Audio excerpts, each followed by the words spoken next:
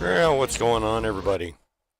Oh boy, been a day of technical difficulties, but I'm getting a little better at this, and I got some a little bit more professional look. I think we'll see. How's everybody doing? I see we got Trail Dust and Michael Hayes in the chat at the moment, or at least Fruit Fly. At least that's the way it seems.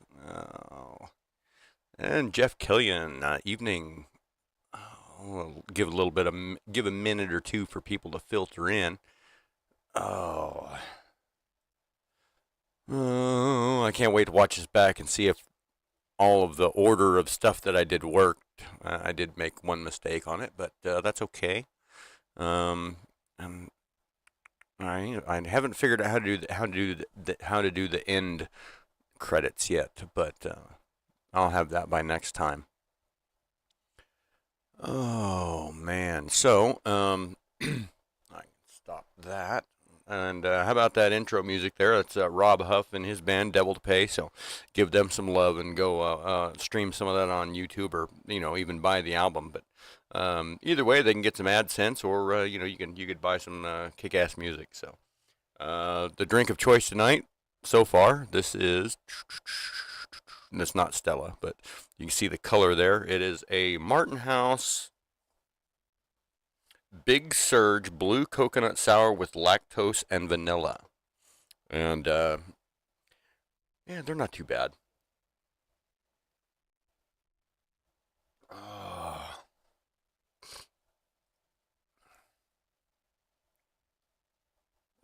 Filter in. Thought it was Alexis Unfiltered. It is not unfiltered. I was doing, what do you call it? Unleashed. Just because I kind of thought it was like, somebody holding a dog back with a leash or something like that all the time. And it's like, let him go. But then a friend of mine started doing a show with a similar title, and I was like, no, I think I'll just change mine. That way it doesn't seem like I'm copying her. And to be fair, she did start hers like a week before I did, but I didn't know about it. And anyways, so I just decided to go with, you know what? I didn't change that either. Dang it. I see what I forgot there. That's okay. I'll fix that. I'll fix that one next time. And and let me throw in this one. Transition, and there we go. And I am in the Discord chat if anybody gives a shit. And if not, that's fine. It'll just be sitting here to cover up half of my room. There we go. And yeah. So today I decided, I had a day off, first one in ages. It was, so far it's been great. I mean, what else do you do when you don't have to go to work? I mean, get up, have a glass of tea, and then have a beer, I guess. I don't know. I didn't, but I usually do. And so today I thought, well, I'm going to go out there and I'm going to go ahead and melt up that piece of copper so that I can stamp my coin, because I've been waiting to do that. Now, in the past, I've melted various metals in a cast iron pan, and just set it right on top of the coal forge or slide it into the gas forge, either or. And this time I'm sitting there going, and I get to the point where my little copper ingot, which is the coin I originally stamped, that was way too thick because it was Yeah, it was like half as thick as it was in diameter. And I'm gonna get that fruit fly yet. And so, anyways, I'm just sitting there, and it's turning red, and it's actually just starting to stick to the cast iron pan, which is a good sign. And then I noticed I burned a hole right through the cast iron pan, and I was like, well, shit. That is not what I meant to do. So I like turned the pan to the other side and moved everything over, thinking, okay, well, I'll just use the other side. And then after about 3 minutes, I was just like, I bet I'm going to do the same thing. And, the definition of insanity. So I decided, well, um, I guess I'm gonna not. Now, had I done it in a gas forge, it would have worked fine because I've melted copper in that pan in a gas forge before. It's no big deal. But yeah, all that heat coming from the bottom just ate my cast iron right up. So, and I don't have a crucible, so there's that. I guess I could get one, but why would I do that when I can get a little cast iron egg pan for next to nothing. Well, yeah. In hindsight, went and got a smaller one and used the gas forge. But I'm really mad about that because I've used it before. I've melted aluminum in it. I've melted copper in it. I've melted glass in it, and all of it's never been a problem yet. The pan glows red, and and then when you're done, you just kind of clean it up, and it's always good to go. And yeah, now it's not, and I don't know. Maybe I've just gotten it hot a few too many times because, like anything, when you get it that hot, it kind of scales and doesn't do so well. How's it going, Robert Lonis and Stephen Parsons? Stephen Parsons, we're talking about how the fact that I melted a cast iron pan on my coal forge trying to melt some copper. In hindsight, that was not the best idea. And well, live and learn, I guess. And I literally had a conversation about this with Yames earlier in the week, and he's all like, I got to get a crucible. I was like, dude, just use a cast iron pan. That's what I do. And I just set it right on the coal fire, put the stuff in there, you're good to go. And then I burned a hole in my pan. Yeah. So in retrospect, yeah, I got to put it in the And Alexis is off script already. The fuck are you talking about? What? Thanks, Kevin. Now I lost my train of thought. Um, Shit. I guess I'll just sit here and drink beer. Or not. So, what is on my notes up here? Yeah, too much scrap. Who else has a problem with having too much fucking scrap metal? I mean, like I've got here at work, I've got a pile. I mean, like I've got a bunch of shit in the back of my truck, and I just noticed like last week that because we pick up stuff here and there, and I just walk over, I throw it at the back of my pickup, and I noticed now that the pickup is no longer sitting with a rake or level; it's kind of sitting with the back end down, and I was like, uh, I might need to take some of that out. Well, on the outside of my little carport area, I've got another pile of stuff. There's just a little bit of everything. That way I've got, stuff. And, of course, because of blowing sand, it's all buried. So, I mean, I actually can't see it. It's there. I know it's there. I can see little bits of it here poking up out of the dirt. But there's a lot there, and it's all buried. One of these days, I'm going to have to go out there with a rake, and I'm going to have to find it all and rake it all up. But, oh, this fucking fruit fly, man. It's not even landing on me. He's just flying right here in my vision, and I'm just like, I've got to catch it. And anyways, so I've got way too much sitting out over there. I've got way too much in the back of my pickup. And then at the house, I've got so much scrap metal in it's not scrap, but spare metal, let's say, or used metal, or mystery steel, whatever you want to call it. And it's all just like piled up to the extent that the stuff in the back I can't even get to, and it's like, man, what am I going to do with all this shit? and and still every rig move, pick up it. If I see a straight ground rod, it's going on the bed of the truck and it's coming home with me. Man, Kevin, you said look, see if you have a spare crucible, huh, dude? If you've got one that's, you know, well, I don't know. I mean, I guess I could just order some, and it's not that big a deal. Um, they're just, and that's just. I mean, it's my only issue with not using a crucible is they don't really last that long. The last one I had to smush it to get the metal out of it, and man, you know what? Now that I think about it, that ingot's got gold in it too. Damn. Oh well, whatever. I don't care. And Robert Lone is like, you can never have too much. Well, people keep telling me that, and I'm looking at the pile grow and grow and grow on a monthly basis, going, eh, eh, okay. Yeah, but I literally, I mean, the back of my truck is just completely full of stuff, and it's like that's where the good stuff goes. And you're right, Robert. It does mean I need to forge more, and it's just I look at the stuff and I'm like, what can I make out of this? I don't know. Oh, I could make that. Ah, shit, that'll take 6 hours. Fuck that. And that's the trap I wind up in is everything is it's gonna take so much time that I'm unmotivated to begin. Now, once I get started on something, I mean, like I'm loving it, and then of course comes the other bit is I can't finish it. And I want to know if anybody else has that issue of not being able to finish anything. Like, because if I'm watching a TV show and it's like the last season, I mean, like the final season of a TV show, I won't watch the last episode. I can't because if I move, or I mean, if I fucking Trail Dust says a mobile good stuff rack. Yeah, that's my pickup right there. Uh, but if I watch the last episode of a TV show, then it's over for me. I mean, like, the story has ended. But if I don't watch it, the story continues to go on, in my head.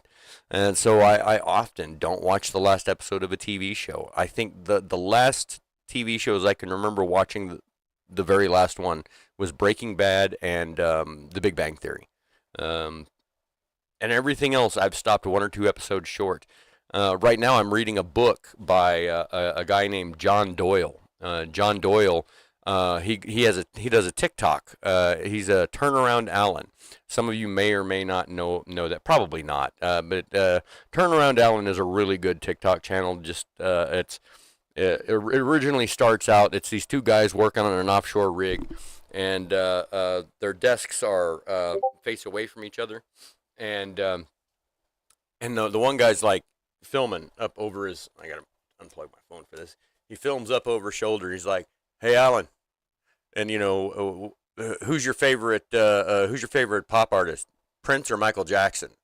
And Alan never turns around. He just, man, it's Prince all day. That one was a little bit different. He actually did that one, but it's different stuff like that. And for the first two seasons, I guess, which a season is their 1 month hitch on the offshore rig, and for the first two seasons, Alan never turned around, and John never told Alan he was filming him for the TikTok.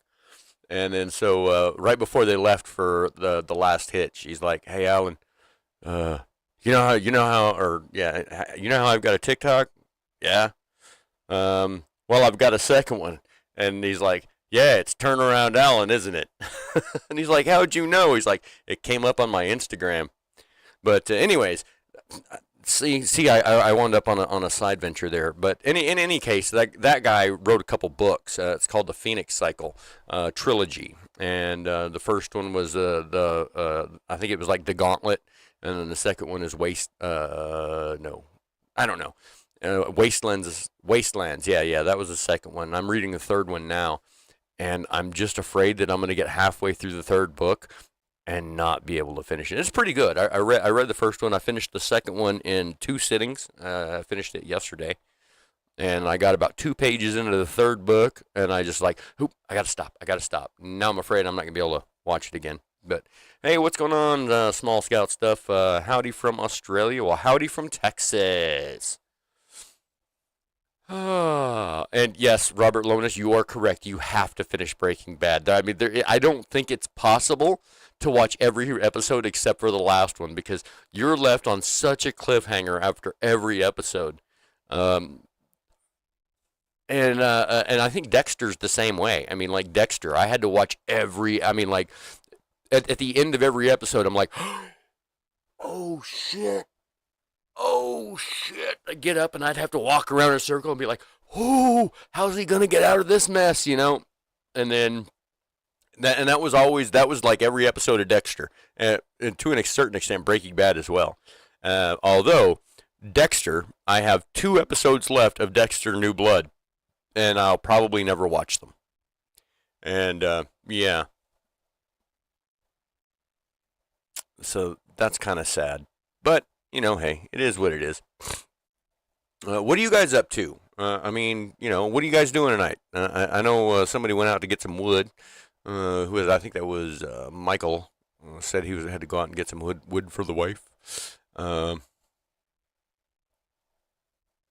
and Small Scout stuff. You haven't seen any of them. Well, some people just don't watch TV, and that's fine. I mean, like gosh, I think I went 5 years without TV at one point in time, and this is before streaming. I mean, like, you know, uh, gosh, yeah, when 08, when the oil field crashed, The Big Bang Theory had just come out, and I think that was when it was. But yeah, it was 2008. The the Big Bang Theory had just started. I'd watched a couple episodes of it, and then I had the oil field crash, and I had to save money, so sent my TV back to Aaron's rent to own, and had the dish network shut off, and everywhere anywhere I could save $1 on a monthly bill helps, especially when you go from working 80-hour weeks and you've got money out or money borrowed or bills for working 80-hour weeks, and all of a sudden you're cut back to a guaranteed 40, and it's like rut-row. I mean, that's a like 60% decrease in fundage. And Robert Lonis, have you started your honor question? Or have you started your honor? I'm not really sure what that means, or if it's even directed to me, or it's somebody else. And Kevin, you were thinking about tinkering with a possible entry for Quad State. Dude, you should do it. I've seen some of the shit you put together, and it's pretty fucking good. I mean, it's right up there with Robert Lonis, I think. Robert does amazing work. Just every time every time he posts something on Instagram, I'm like, damn, really? And I swear, I mean, it looks amazing, and I think, man, I bet he knocked that out in 10 minutes, and it would take me every bit of 2 days to get something that looks similar, but also looks like a bag of smashed assholes at the same time.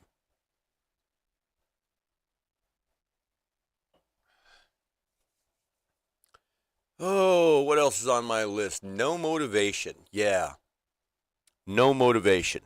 So we're at the time of year where it's like 98 ish to 100 out. And John Burnell, you make crap. Yeah, I've seen your crap. It's not that bad. It's okay. Sorry, Robert. I have not seen it. That one, I wanted to see that one, and I can't remember the name of it, but the one where him and his wife are, I think I got him that time. They're playing the lottery thing. I want to see that. Well, I still did not get him. Fucking fruit fly. Oh, there he is. Nope, flew away. I'm gonna try. I'm gonna try something real quick, and you guys, I'm gonna hit my mute button, and I'm gonna have a good cough because I got one that's right there in the throat. Let me know if you can still hear me. If it does, that means my camera is also doing audio, and it's not supposed to be. Oh yeah, now I get a yellow bar. It should be all right.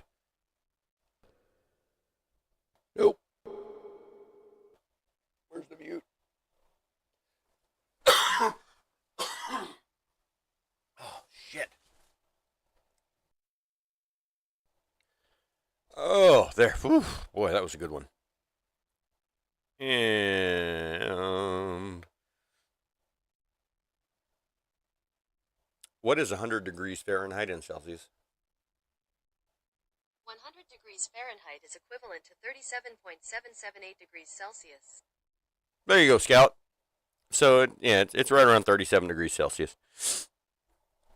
And, okay, you can hear me, so that means... all right. So, let me try... Let me work on something right quick, since I got people here. John Burnell, what do you mean tinkering, Trail Dust? You're definitely in for Quad State. Maybe we can get them to give us our own corner, right?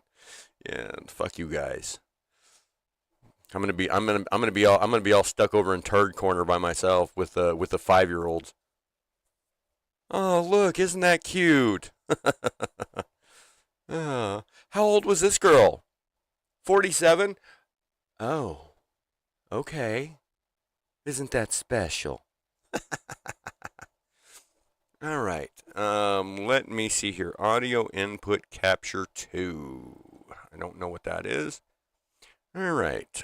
And I'll turn that one off, and then I'll hit mute. And can you guys hear me? Can you hear me still? Let me know. 1, 2, 3. Okay.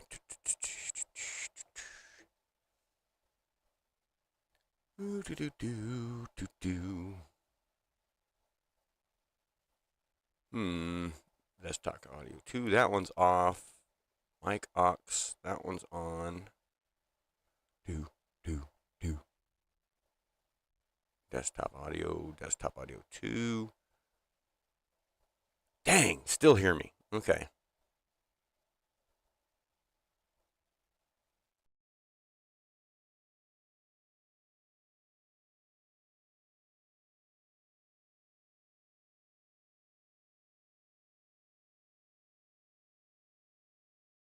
Right there. That one has to be on. All right, whatever. I'll figure it out some other time. I'll just turn various things on and off through and do a recording, and then figure it out from there. 50-ish C in the summer. Yeah, we let me see, because we get around 120 Fahrenheit. So let me see what that is. 120 Fahrenheit in Celsius. 120 degrees Fahrenheit is equal to 48.889 degrees Celsius. Yeah. So and then that's our, like, in the summertime. That's our hot days. Sometimes a little hotter, but that's about it. I mean, it sucks. It wasn't nothing when I was a kid. When I was a kid, I could do that shit all day. I mean, I lived in a house with no air conditioning. We had box fans in the window, and that is it. No swamp cooler, no window unit air conditioner, box fans. And it'd be 120 out, in the summertime, and we'd get up, and Mom would kick us all outside and say, "Don't come home till dark," and we'd stay outside all day long, drinking water out of the hose, and maybe that's what's wrong with us. I don't know. But now, I mean, like, I think I built my first air conditioner from scratch when I was like 16 or 17. And ever since then, I've just been spoiled. And I bought my first my first car with an air conditioner when I was 27, I want to say, ish. 27, 28 when I bought my first car with an air conditioner. And yeah, I'll never go back on that either. It's like, if I'm buying a vehicle, if the air conditioner doesn't work, it's like, nope, I'm out. John's going to enter as a beginner since it's your first time. What an asshole. uh, Yeah, I've never. I don't know if I can qualify as a beginner or not. They're like, because technically they tell you, it's like, oh, how many years have you been blacksmithing? It's like, well, I started this shit like 4 or 5 years ago, but I mean, I'm not really any good at it. I make a thing every now and then, so yeah, I don't know if I don't know if I would qualify or not. So, and I hate the fact that I consider myself to be a beginner because I don't do it enough. It's just something that I do in my spare time as a hobby for fun, and by the definition of beginners class or whatever, as far as I know, yeah, no, I'm not in that. I'm not eligible for that anymore, and so I'm kind of disappointed because that means I got to go up against the big guns, and but that's okay because I know I'm not going to win anything, and it's not about that. It's just like I'm making a piece that I want people to see and that I'm proud of, and that's for me that's the point. So in all actuality, it really doesn't matter what class it is, and and see, and John, I can't just lie and say I've been doing this for 3 weeks because there's video proof that shit goes back 4 or 5 years.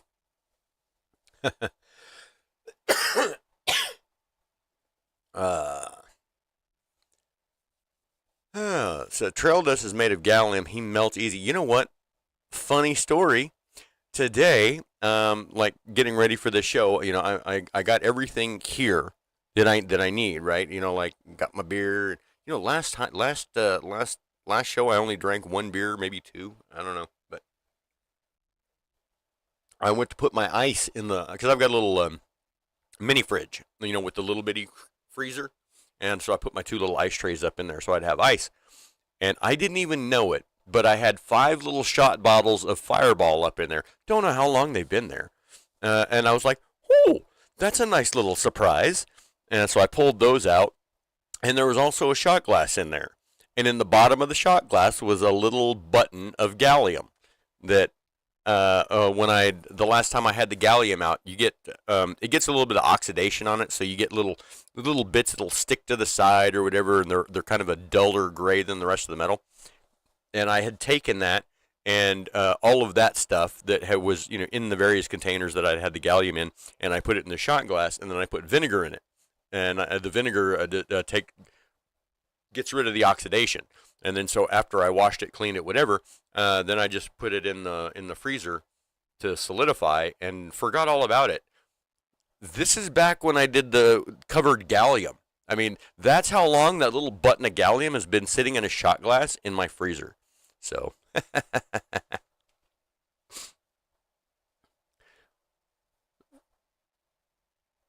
what your trail dust, what I'm working on won't win, but it will make everybody that sees it smile. Dude, everything you make makes people smile. I mean, it's almost like the very first person that came up with the little cowboy wiener roaster thing. I mean, everybody saw that and went, "Huh, that's pretty cool." And you can't help but smile when you see one of those dumb things. Small Scout stuff. Quad State is the largest gathering of blacksmiths in the world. I believe that is an accurate statement. It brings in 2 to 3 thousand people every year in Troy, Ohio. Um, I know we've had people come from all over the world. I make the trek. It's like 1,800 miles for me. I make the trek every year. I've flown a couple times. I've driven a couple times. Um, we've had a couple people come over from England, and Dan Moss came over a couple years ago. Had Penny Brown come over a year before that. Um, Adam with Speargrass Forge is supposed to be coming either. It's probably not going to be this year. It's probably going to be next year. But it was supposed to be last or in 20, but then or 21 or whatever. COVID happened and he wasn't able to leave the country, and then he bought a house instead with the money he'd saved up, and so he's back on the saving block, waiting to make that happen. And yeah, so yeah, it's a big gathering of blacksmiths. There's like you go up in there. There's tools for sale, and there's metal for. I mean, there's just all kinds of stuff. Tailgate sales. There's demonstrations. There's a art gallery. I mean, it's a really good time. It really is. I've been 1, 2, 3, 19, 20, skip 21, 22, 1, 2. I've been 4 times, and yeah, it really is fun. You camp for a week and have a good time.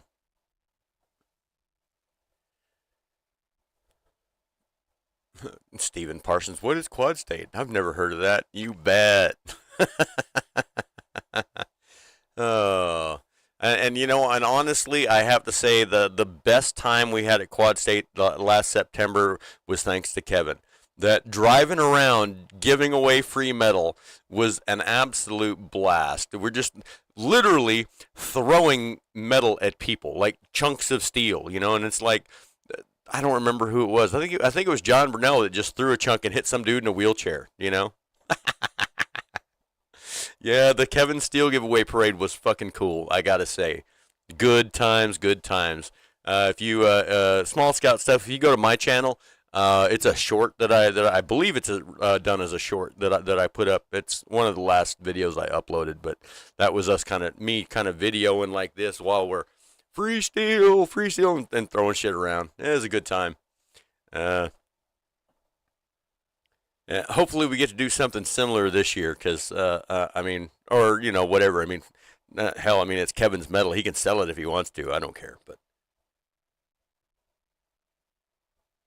but it was a fun time, and we were the talk of Quad State for the whole weekend because of that. And I had a couple of people be like, "What kind is it? What's mild steel?" Oh, well, never mind then. His leg was numb. He couldn't feel it anyways. Yeah, yeah, it was numb because of the chunk of steel that hit him in it. Oh man, yeah, good times, good times. Ah, whoo, what we got? Dun, dun, dun.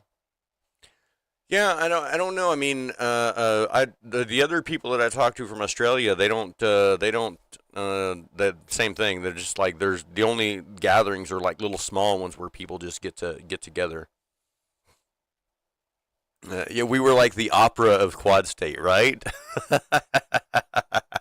Everybody's like, "What the fuck's going on here?"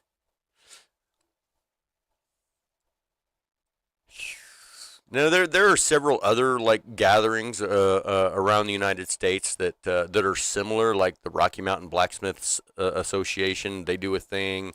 Abana does a thing. I think every 2 years, maybe. I don't know. I'm not a member of Abana, so. Um, but all of for the most part, it's all from where I'm at. It's all over here or over there. So going to any kind of blacksmith gathering for me is typically 1,500 miles or more. I would walk 1,500 miles. uh, so yeah, and I've got to take, obviously. I mean, for me to go to Quad State, I take 10 days off of work. 10 days off work is a long time to not have income. So I can't really make it to multiple places, to multiple gatherings. So I save my money and I make the one. That's my one vacation every year. It happens during my birthday, and I go to Ohio and hang out with my friends. And um, yeah.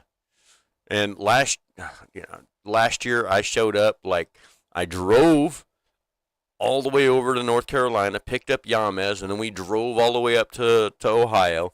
And I'm ready. I'm like, all right. Whenever I find Roy's booth, I have got money for blanks. I'm thinking, say, no shipping. I just throw them in the back of the car and we're good. And then Roy didn't show up last year, and now Roy's coming this year, and I'm flying. So yeah. Oh well. Yeah. No, I am flying because I'm flying over to Norfolk, and then Yamez is picking me up, and we're going north. So same thing. Yeah.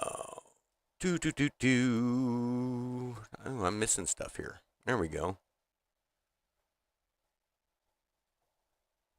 And in the description it says not blacksmithing, just chatting unfiltered. Fucking a right there, Kevin.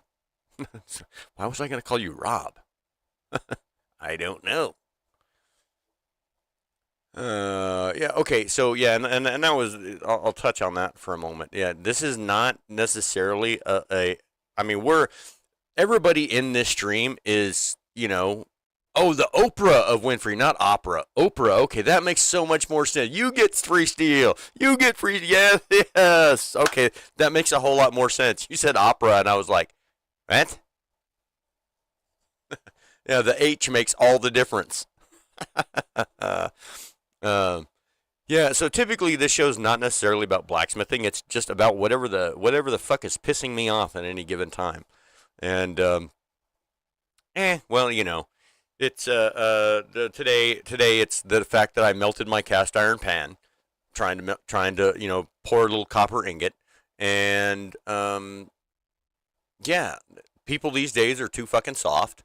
Um, I got, oh my god, yeah. Well, I'll get into that here in a second. Yeah, John, what I think we're all gonna have to just keep like handkerchiefs in our pocket and take turns, just walking through the gallery every couple hours, and then just covering up Roy's entry. Just here we go. Be like walking by and be like, huh, well, that looks pretty cool.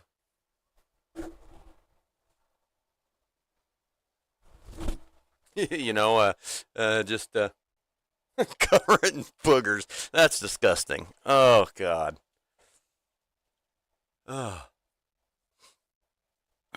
indeed. Yeah. So okay, I'll get on to my last note up here on my whiteboard. Is people are too soft.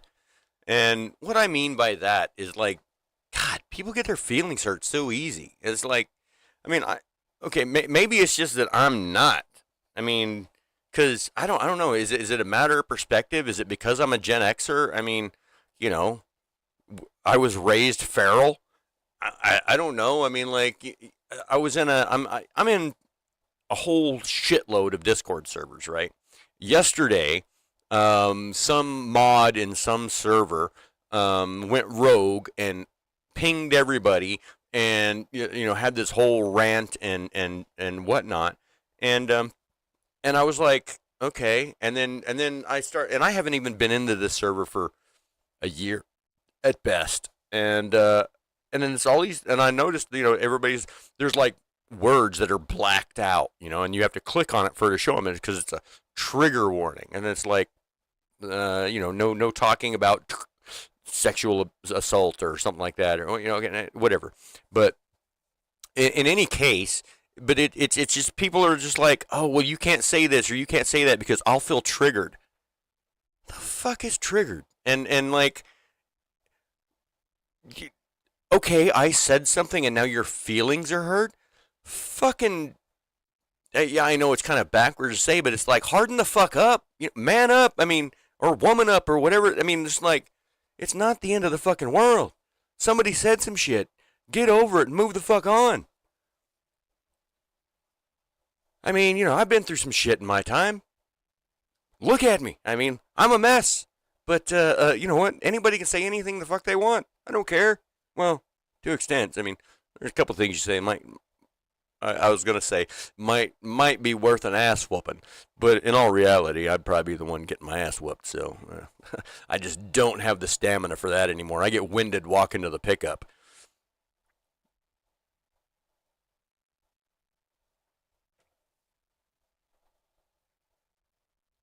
Yeah, exactly. It's like show the trigger stuff. If somebody's offended, who cares? That's the way. I mean, that's the nature of this show. If you're offended by this show, you can get the fuck out. I mean, I'm sorry, dude. I had a fucking a tool pusher the other day coming unglued about because we're doing stuff in the order that we do stuff. And he's all like, well, I want this done first. And I said on the radio, I was like, send that motherfucker over to me. Because I'll tell him he can check his fucking attitude at the door or he can go the fuck home. I mean, it's, that's kind of backwards because it's his rig and he's the one he's like the boss and he runs everybody off. But I was like, uh, fuck you, John. This is a happy accident. um, yeah, yeah. Oh, yeah. No one can make a person feel anything without permission, right? Oh, Yeah, yeah, and you know what? Honestly, that started. I think that started about the time I was in the military because I mean, everybody's seen Full Metal Jacket, right? You know, I mean, all up in your shit, and that was, granted, that was like early 70s ish, military. And it was very similar, from what I've heard, up through the 80s, whatever. I went into the Air Force in 94, and they could not touch you. They had to ask permission to touch you. I mean, like you had a disciplinary form in your pocket. It's called a 341. Oh, you got the package, Thomas. That's awesome, man. Um, uh, it is. Yeah. Okay. Well, you can see what it is, but I'm glad you like it. Um, but anyways, you had a Form 341 in your pocket, and so uh, let me get to that in just a second, there, Thomas. And so, if he was going to pull a 341 out of your pocket, he would say, "Can I touch you?" And you, yes, sir. And then he'd reach over and he'd pull one out and he'd fill it out or whatever, But typically they'd just be like, "Give me a 341, here, sir." But I mean, and that's about where and they had to ask like in the beginning the of basic training, like I mean, first day, obviously first day is a little bit stressful, and then we all get into the dorm and we all sit down, and it's like um hey, okay, this is the thing. Anybody here got a problem with profanity? And everybody's like, no. He's like, whew, that's fucking good because I'm gonna cuss up a storm. If you don't like it, that's tough shit. But if somebody did have a problem with it, I don't know. It's not mild steel. It is about a 1040. It is a high carbon steel because it hardens. It's ground rod. It's got about a millimeter of copper on the outside.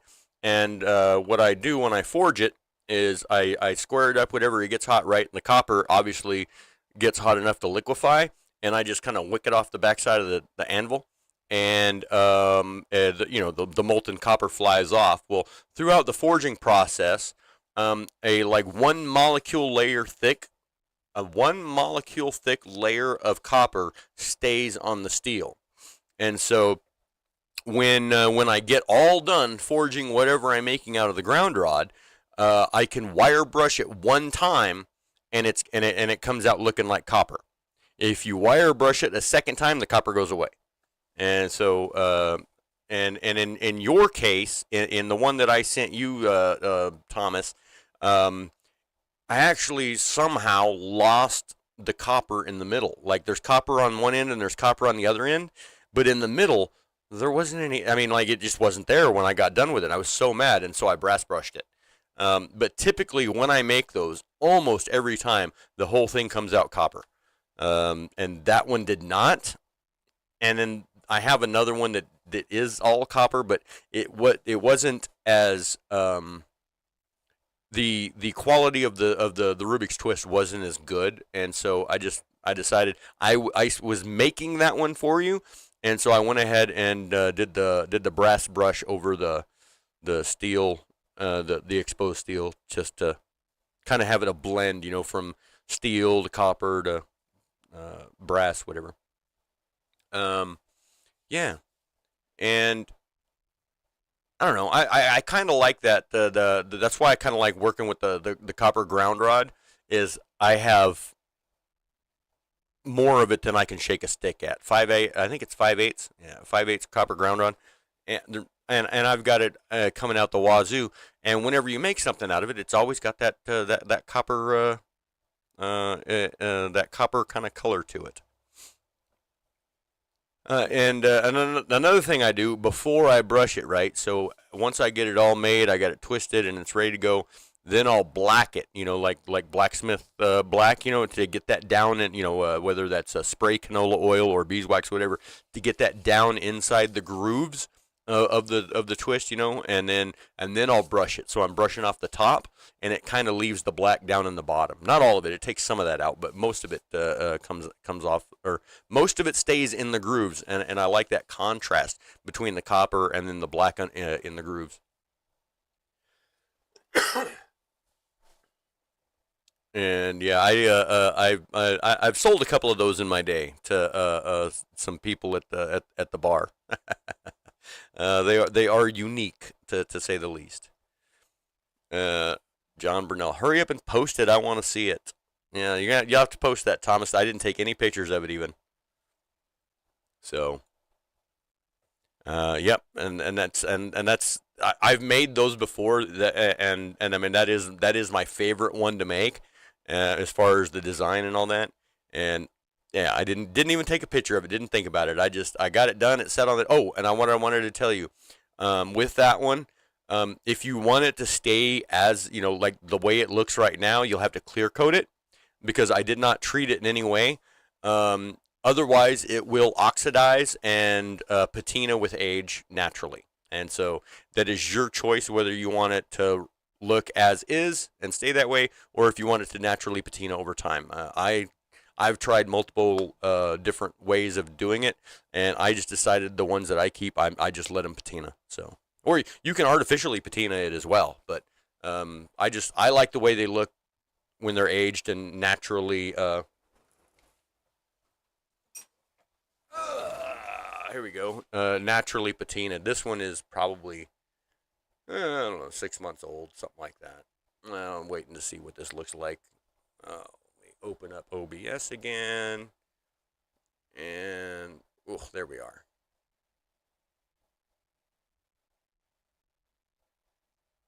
So that is kinda what I sent Thomas, except on his, everything in the middle here is brass. So.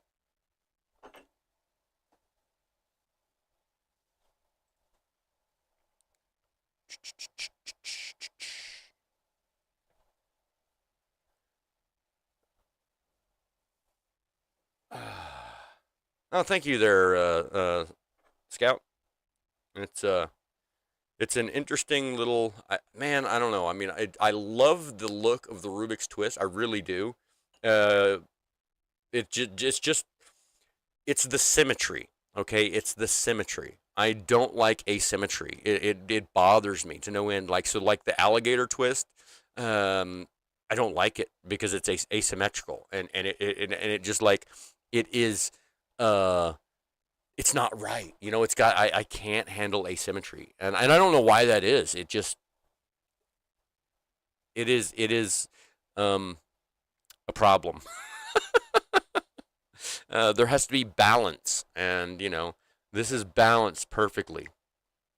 And I don't know. Whatever. This is, by the way, Thomas. This is the other one I was contemplating sending you, but the difference between the two was this one I made perfectly square, like the edges. It has sharp corners. The one I sent you had they were soft corners, and so that made a little bit of a difference in the way that the twist looks. It almost looks like it was not fullered, but I don't know.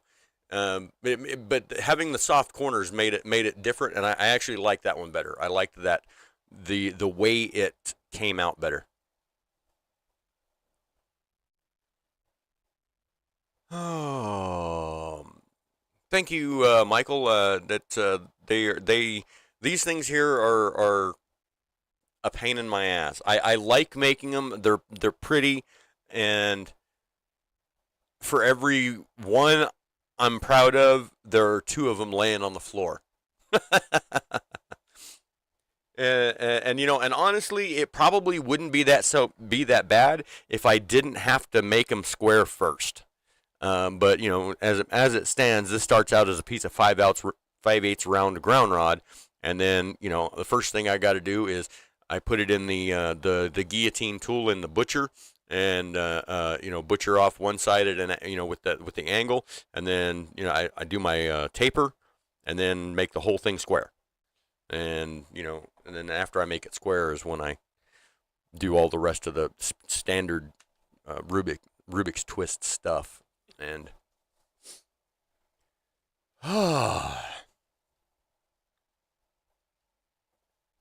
and most creatures on Earth prefer a level of symmetry.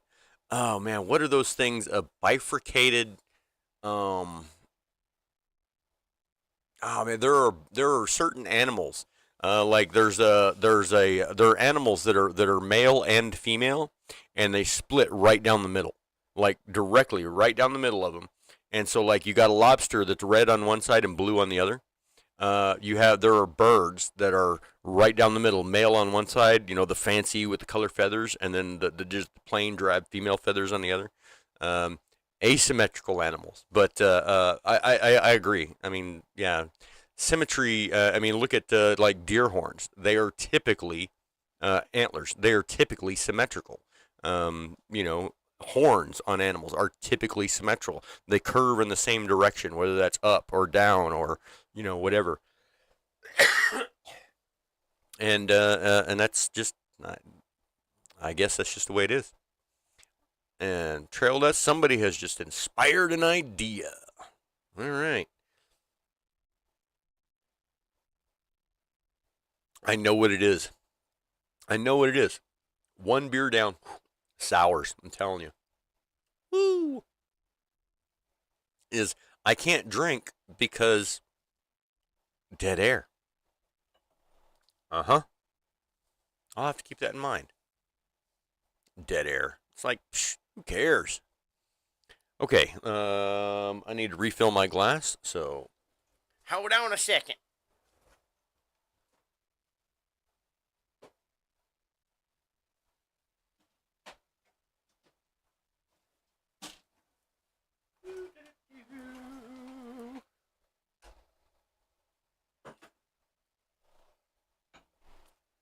And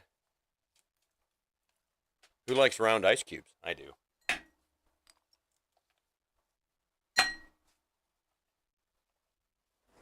Ooh, that's cold.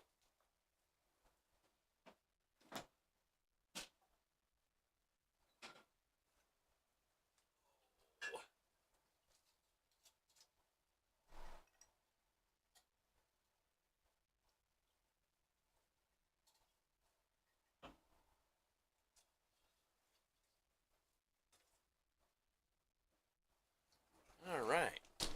So, juice of a lime. Bottle. Bottle opener. And that's how it works there, Thomas, in case it wasn't self-explanatory.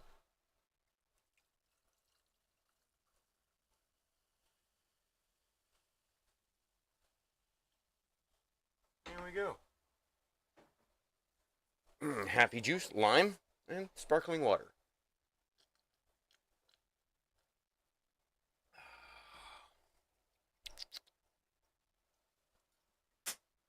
All right. Hmm. All right. Ice, ice, ice, ice, baby. Yeah, I've got round ones. I've got perfectly cubic ones, cubes. Like they're big though. They're like 2-inch square cubes of ice, and then I've got hexagons. Yeah, it's amazing. It's amazing what shapes you can make ice when you get on Amazon and look up ice trays, ice trays. Oh, ooh, that's a spicy meatball. Sometimes it may be good, sometimes it may be shit. All right, we're good there. We're good there. Everything looks good on that. And yeah, that's right. Ice trays. Uh, if this were Yamas, we would be asking for dead air. Oh, come on now. It's not that bad, except for the, you know.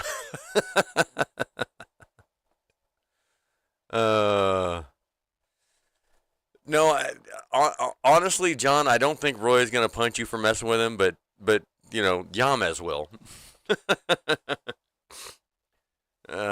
Just like, man, I think John really hates me. All he does is just like pick on me. Uh,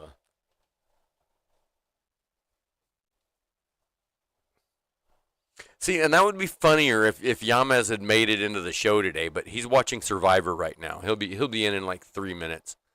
Uh, well, at least he said he was going to check in after Survivor, but we'll see. Thanks, Robert. It's it's kind of like you remember like this is kind of like what Blacksmith Church was back in the day. It's just a hang, except it's not filtered. It's not you know what I mean, edited. You can say what you can type whatever the hell you want. I'll approve it as long as it's not hate speech, and I can say whatever the fuck I want as long as it's not hate speech. And if it gets demonetized, I don't give a shit. It's as long as I don't cuss in like the first 30 seconds or something like that. Typically, it's not going to be a problem unless somebody reports the stream, and y'all aren't shitty like that. So because at the end of the day, this is a late night stream. We're all fucking adults here, and if you're not an adult, you should leave. John, I mean you. uh,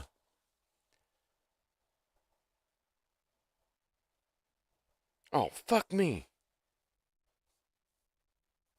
God damn it. I got spaghetti sauce on my shirt. I got some shout. It'll be all right. Trellis, I hate round ice. Uh, I would think you hate the ice on your driveway.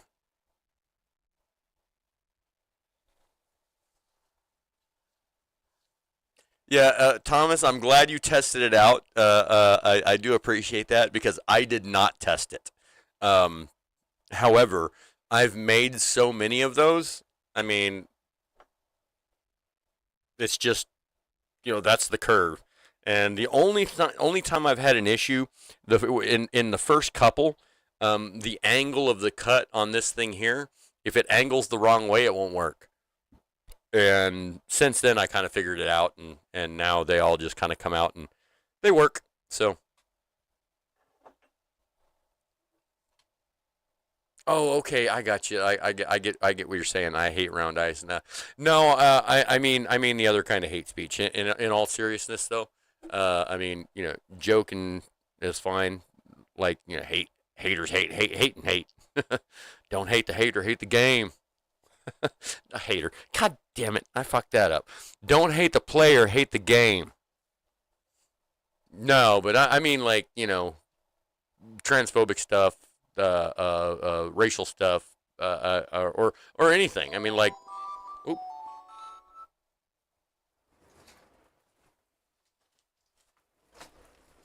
you know, no need to be bagging on stuff for uh, I don't even know what the fuck I was saying. Anyways, yeah, just be cool.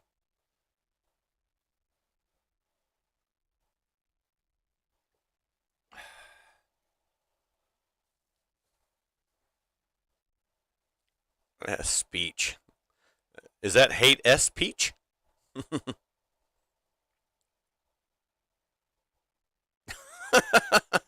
Man, I made so check this out. I made spaghetti sauce last night, and I fucked up and I left it in the crock pot overnight because it wasn't supposed to be. And I was like yesterday, I was like, I'm gonna make spaghetti for dinner, and then I got drunk instead and left the spaghetti in the crock pot. Did not eat spaghetti for dinner. I had vodka for dinner, and so I woke up this morning and I'm like, whoo, uh-oh, it's been cooking a little too long. Well, what I did, due to my dietary restrictions now, um, you notice I only had one big surge, big surge. I had one beer, and now I'm on vodka and water, and so due to my dietary restrictions, instead of using ground beef, I used Impossible sausage, which, in my opinion, works fucking amazing in spaghetti. It really does.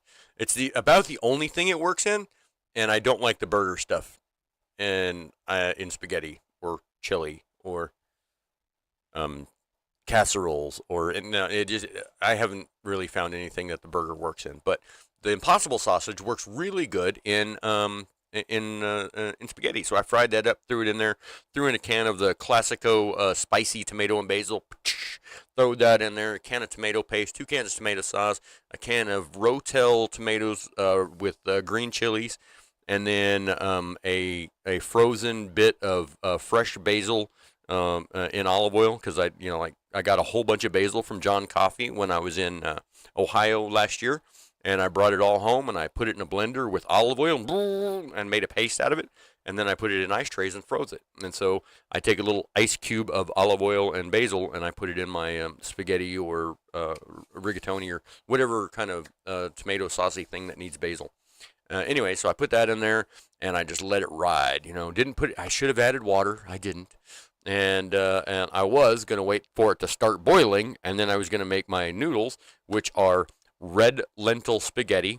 Will not buy again. They're made out of one ingredient: red lentil flour. That's it. That's all it is. And I mean, like they taste fine, but I don't like the texture. So, yeah, not gonna do that type of pasta again. And I mean, I'm not allowed to have the other kind of pasta, so I don't know what I'm gonna do. But yeah.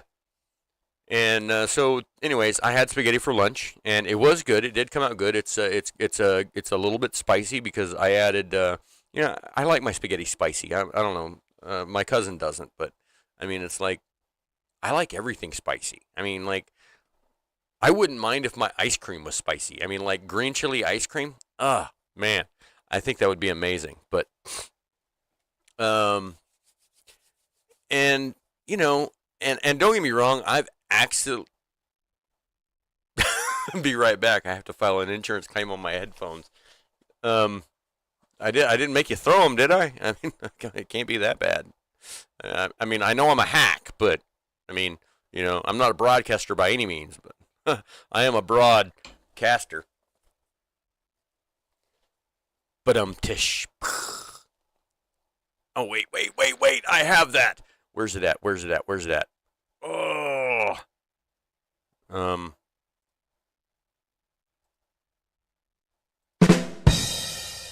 Nope, I don't. Hmm.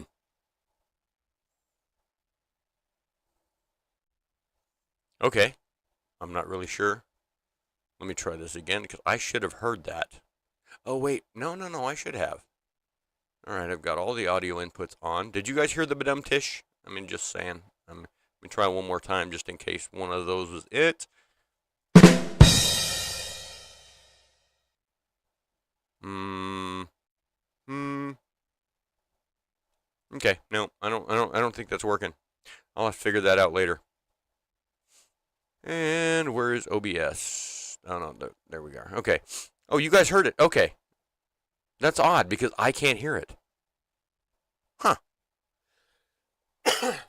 That is really odd. I don't know why I can.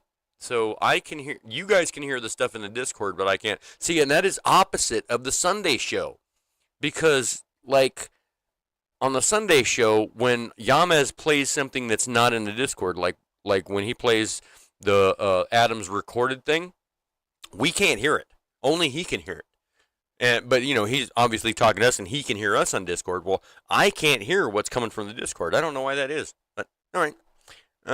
Oh, that's just another. Because like last Sunday when we were doing it, we were all kind of playing with this. Because last week was the first week we had the soundboard available in the server, and so we were all playing with it, and we could all hear it. I mean, I could hear it. Adam could hear it, and it's got to be a setting something that I don't have right. Because I mean, I am incompetent. I mean, that's the nature of the beast. But yeah, I'll have to figure that out though. Because all right, so it is making the noise. So that's good. Is my Discord output up? I don't know. I mean, it is. Let me see. Let me look in OBS. I don't. Well, I mean, you guys are, like I said, you guys are hearing it, so it is coming through. It's just me not hearing it.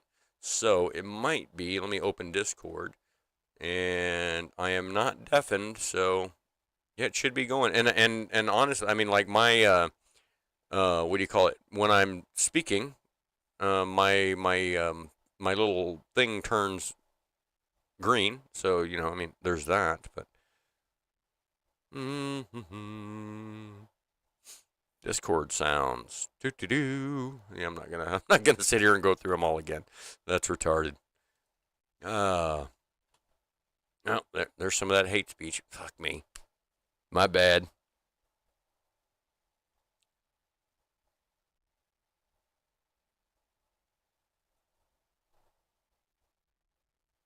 Robert Stephen Parsons. Wait, what? What?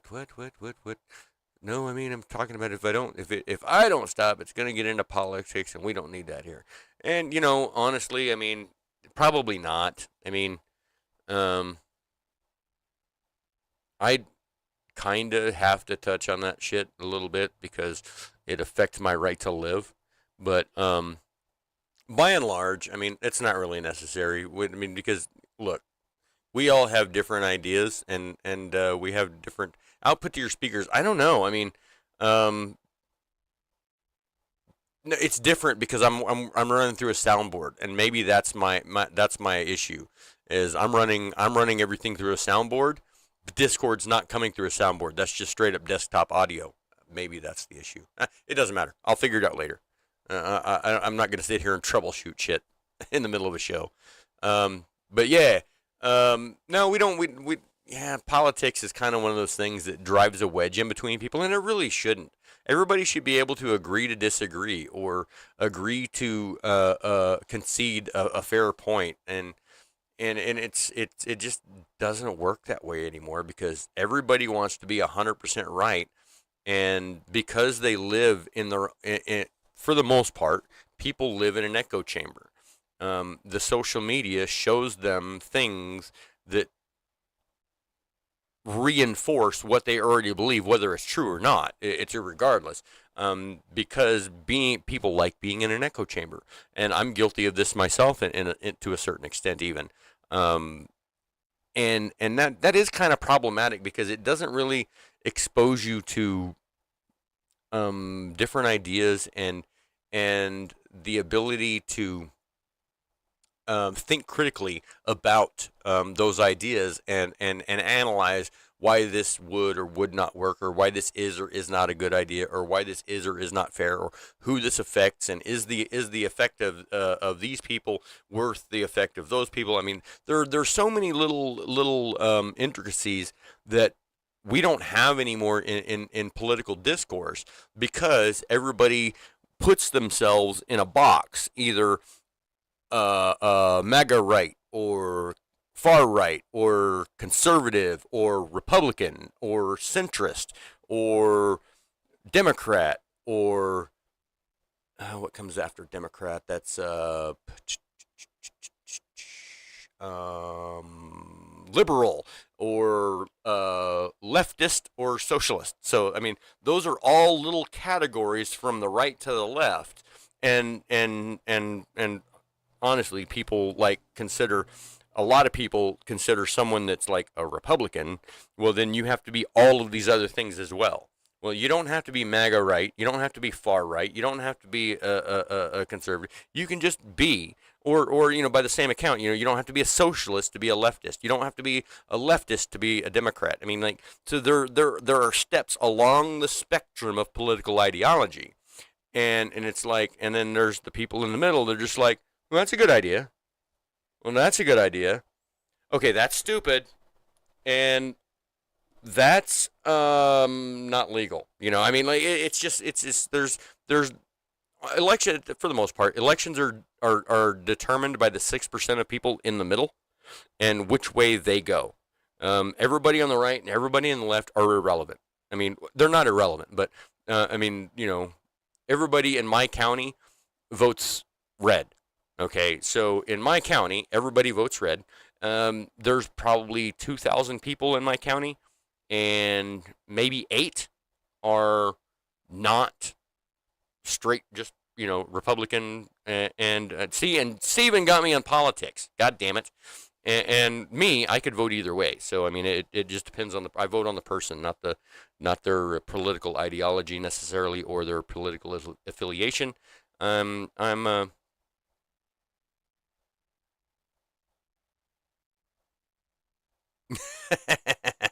Yeah, and see, in TikTok, and Stephen Parsons, TikTok is a good example because TikTok is an echo chamber. The algorithm of TikTok is very easy and intentionally easy to manipulate into showing you what you want to see. If you want to see crazy cat videos, you can manipulate the algorithm to see crazy cat videos. If you want to see just TikToks about people that agree with your political ideology, you can make it show you just that stuff. Um,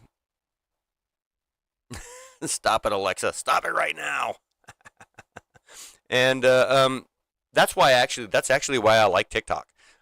Is because I can make the algorithm show me what I want to see, not the stuff I don't want to see.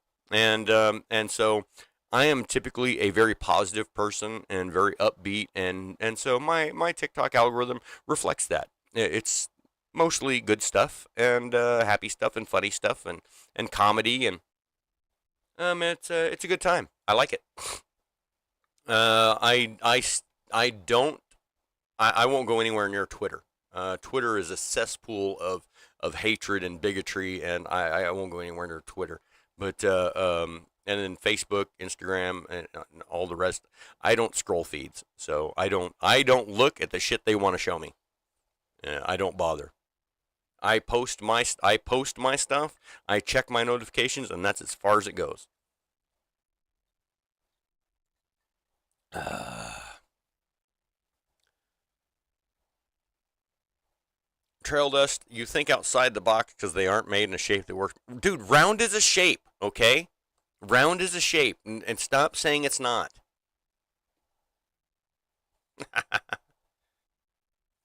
Married for 46. Kevin, aren't you coming up on 47 years? I want to say, or did you just come up on 46?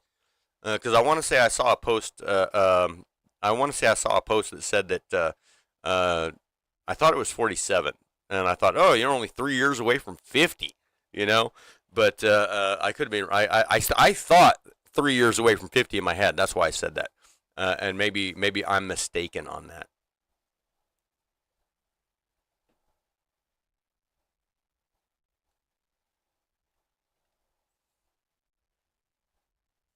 Yeah, Twitter's up. I don't. I have a Twitter, and I have people that I subscribe to, and like when I get a notification from one of them, just okay, it was just 46. Okay, my bad. I was putting you a year ahead of where you're at. So you're 4 years away from being married for 50 years, dude. That's fucking amazing.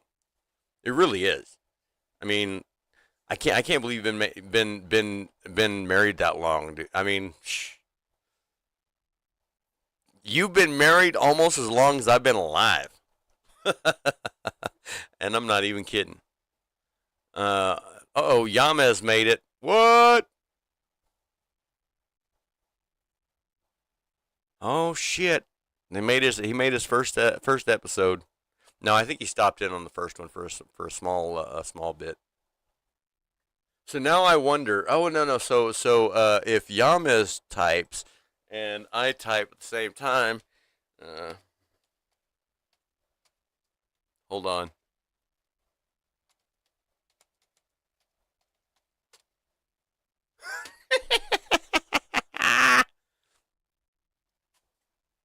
That's just funny. I'll refrain from typing while Yamez is in, so that you know that's him. uh, Yamez, how was Survivor? Tell me about it. I mean, don't tell me about it. Just tell me how it was. I mean, that's enough. Oh my goodness. Oh, and should I mute myself? I don't know if you can. I mean, that's a bit of a stretch, isn't it? You can mute yourself, but not me. Go to channel, pin message, remove. Damn it.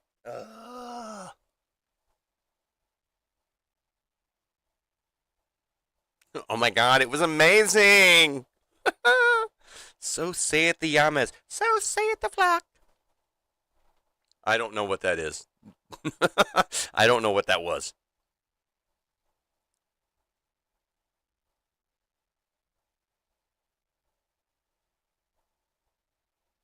Caroline played her idol for Carson, and they voted out Danny.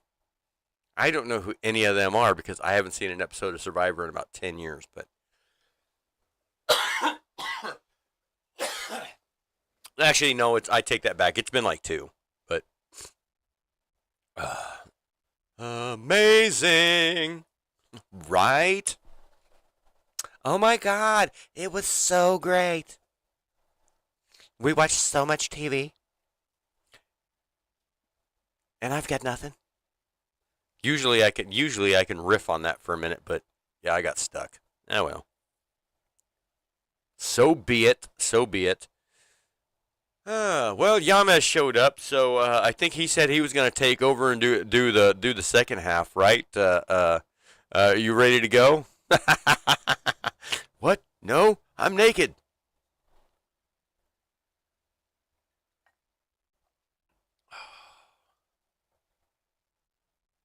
I'm a zing. That's one way to put it, right? All right, hold on just a second. I don't have, let me see here. That's the only broadcast show I would. That is correct, Yamez. I mean, I do. Oh shit. Oh, this isn't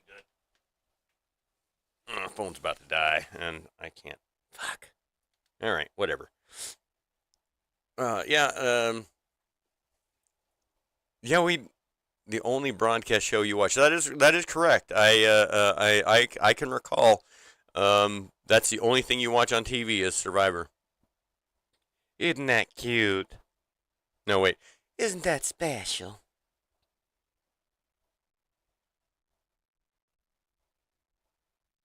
All right. I need to go take care of something. No, I need to go take care of something. Oh, what the fuck just happened here? Test, test, one, two. What? Test.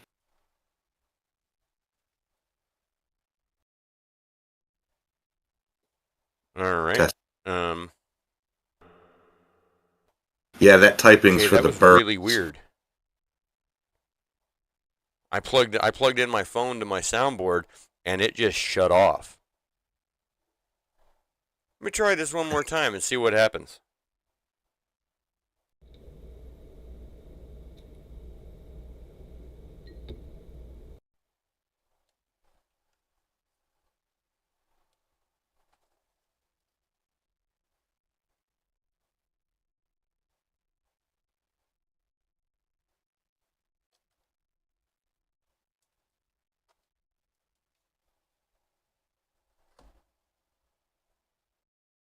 Oh, that's the wrong one. Ah, All right. I don't know what's going on, but that's not normal. I wonder. The only difference is, what the fuck? Yamez can missed y'all the hear me? fruit fly frenzy. Yes, he did. Well, I mean, but he's seen me do that shit before. I mean, that's nothing new. We'd be on a thing and just be like, oh, Yamez is on the Discord. Yeah, Hold you on. can't hear me? I can't hear on the Discord, man. Hold on. Um, what is the? Why can't I hear what's coming out of the Discord? And you're gonna have to um, type it because I can't hear you. And it's not muted or deafened or anything like that. It's just and it's set up in OBS. I don't know why. Um, it's actually on top of my audio in and video in. Let me run back to here. Audio settings. Output audio. Output audio where? Oh, in Discord. yeah. Which is exactly what. Yeah. Okay, hold on. Which one is that going to be? Right here. So how's everybody doing Input tonight? device. Output device. Y'all enjoying the All. show? How about now? Can you hear? Can speak? Nothing. Now? Hello? No. Hello. Da-da-da. Hola. Input mode. Default wasn't working. That should be the one. Talk, Yamez? Nope. Okay. I do not understand.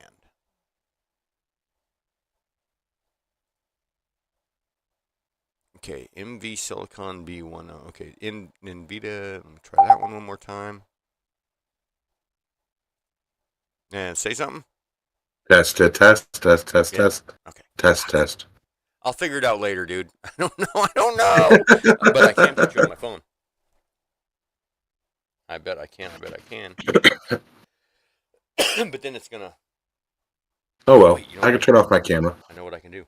Son of a bitch. Because I don't need to hear this.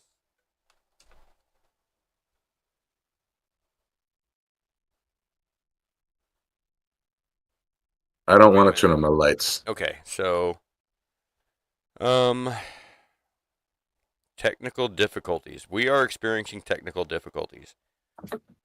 Um, and this is gonna screw up that. So I don't have a second account. Oh, and see there now you jumped out. Can you hear me? All right. Well, and now you're out of the fucking. God damn it. Any ideas on? Huh? Right. Right. Hold on. Let me pop this back in here. Maybe. Okay. Let me try one other. Let me try. Dude, I'm scrambling here because I don't know why I can't hear what's on Discord. Like the. No, I know. Let me. Yeah, tell me about the rabbits, George. Okay, I'm gonna plug the phone into the input, and I'll put my headphones back in, and then you'll be through there.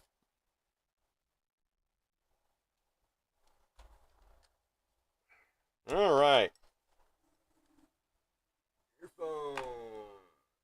Right. Okay.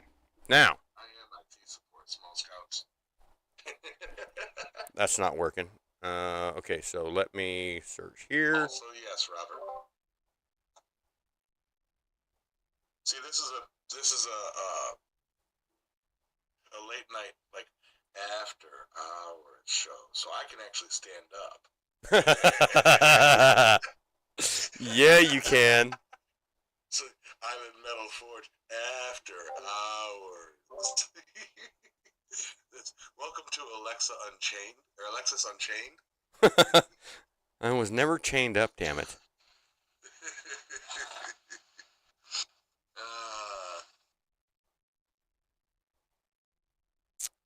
Ah. All right, hold on. Let me back the fuck up here. All right. So, I can someone here. They always cut out red wire first in the movies. Right, all of these wires are red, all of them. You know. Yeah, it's all right. They don't need to see me. They know what I look like. Cancel. Where is the damn setting? Oh, here we go. Change audio output. Maybe? Can you hear me? Damn. That's not it. Testing. Yeah. 1, 2, 3.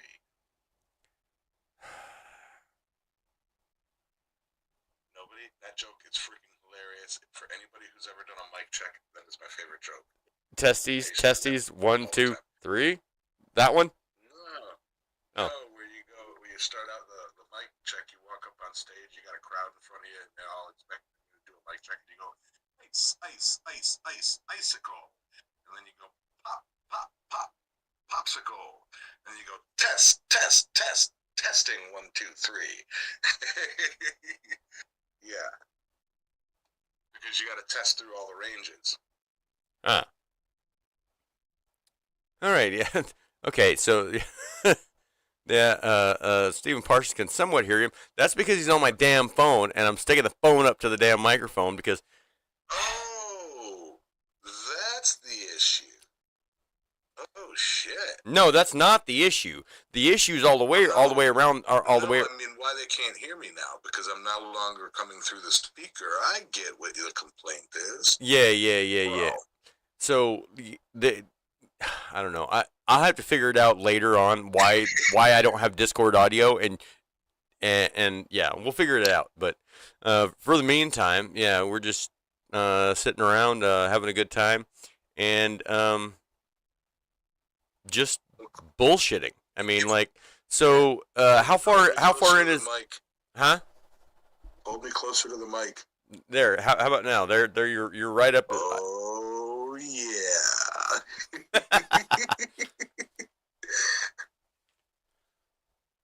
I don't know. The joke would have been better without the 15-second delay. Oh yeah. Did I scare everybody away? Did everybody just say, "Oh my God, Yanez is here"? We're out. We're out. Let's see if I can balance my phone back on. There we go.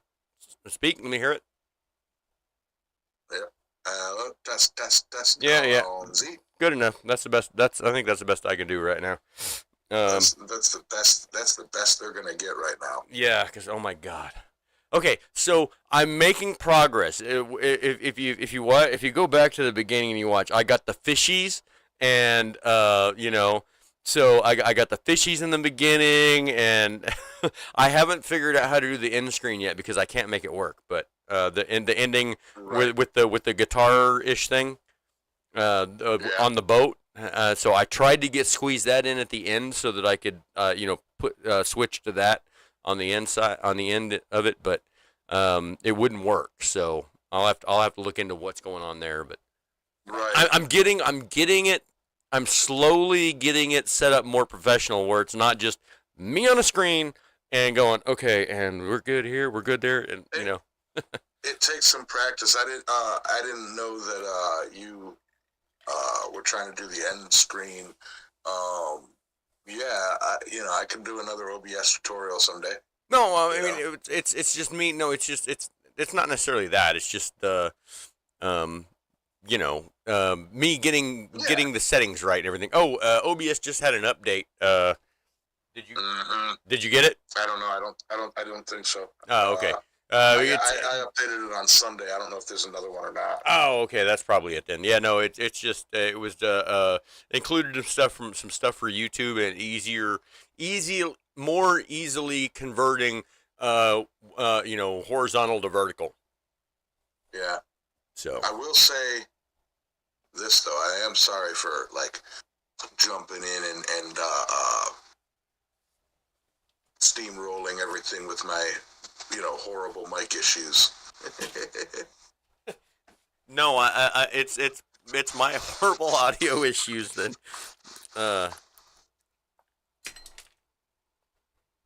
Yeah. Oh well, whatever. We'll figure it out. Yeah. I missed all the quad state stuff. It's something about fruit flies and something,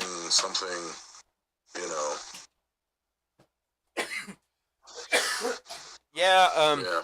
I have a fruit fly in here, and he keeps flying in between me and the screen, and I'm just every time I see him, I reach up and try to grab him, and so far he has outsmarted me continuously throughout the day. So there's that.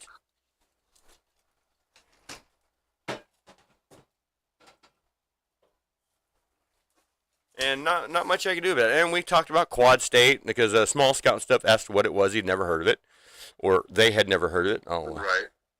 I'll qualify that because I'm not unsure. Yeah,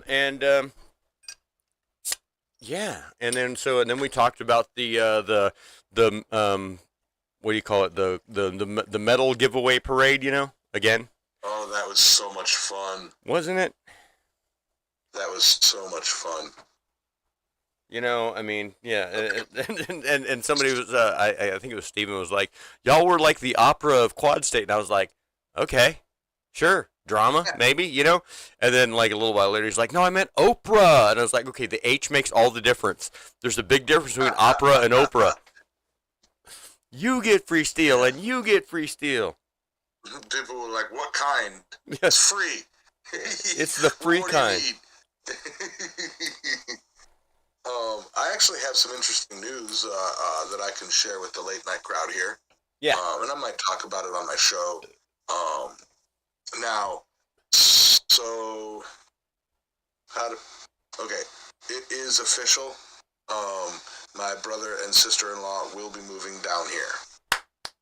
They have made the decision they are going to move down here. Now they are going through some logistics and trying to figure out a date.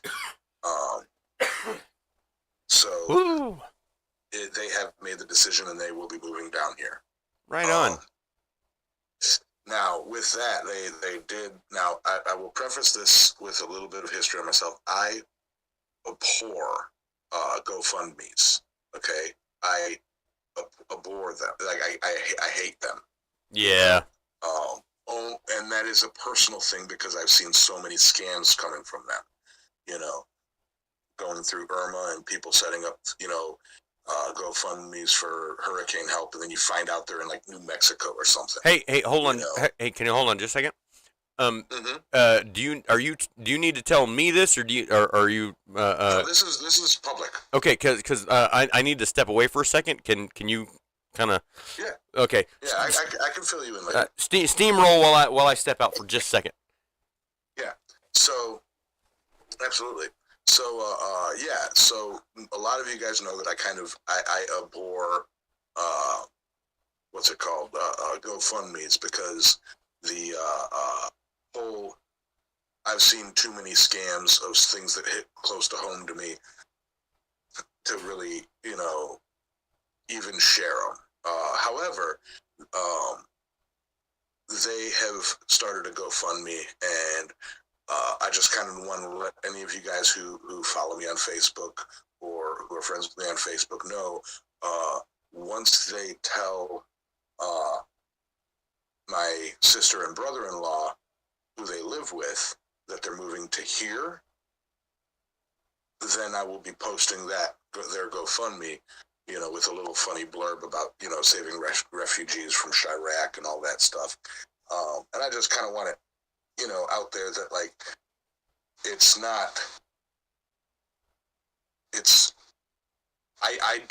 even with that, I don't like GoFundMe's. I wish they'd done something else than a GoFundMe, but that's what they looked into and decided to do. So yeah, it's, if y'all see that, don't think like, oh, he's breaking his values. It's my sister-in-law and my brother, and just trying to spread the word and get them some, help moving down. I ain't asking you guys for it. I just, I respect you all, and I value y'all's opinion of me, and I don't want you guys to think like, well, he did this, so, but he blah, blah, blah, blah, blah, Yeah, so there's that.